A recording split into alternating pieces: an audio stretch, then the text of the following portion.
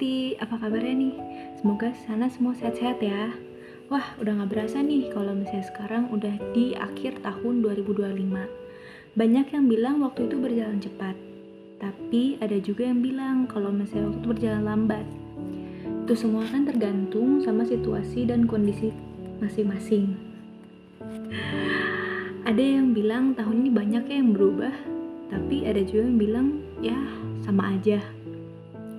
Yang aku mau highlight di sini itu bagaimana kita bisa melewati waktu atau berproses, berprogres selama setahun ini. Ya puji Tuhan ya saat kita bisa merasakan progres kita sendiri. Tapi gimana sih kalau misalnya kita ngerasanya enggak berasa progresnya? Kalau misalnya jawabannya enggak, gimana? Nah, itu bukan kebetulan. Yang kita rasakan saat jawaban kita adalah enggak, itu bukan karena sesuatu yang salah, tapi karena ada sesuatu yang belum kita pahamin. Bagaimana kita bisa berproses atau berprogres di dunia itu. Semua itu sesuai dengan rencana Tuhan. Bagaimana Tuhan mau kita untuk bisa lebih peka kepada diri kita sendiri, pada sekitar kita, bahkan gimana Tuhan mau kita supaya bisa tetap diam dan biar Tuhan yang bekerja dalam hidup kita.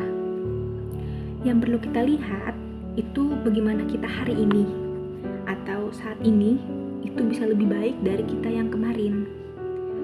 Ya, Tuhan ingin supaya kita bisa diam sejenak, mensyukuri, mengapresiasi, dan menghargai kita sendiri dan proses dan progres kita di saat ini. Mau sekecil apapun itu, proses atau progres itu tetap progres dan proses. Gitu tuh. Tuhan mau untuk kita selalu ingat kalau Tuhan tuh ada, Dia selalu bekerja.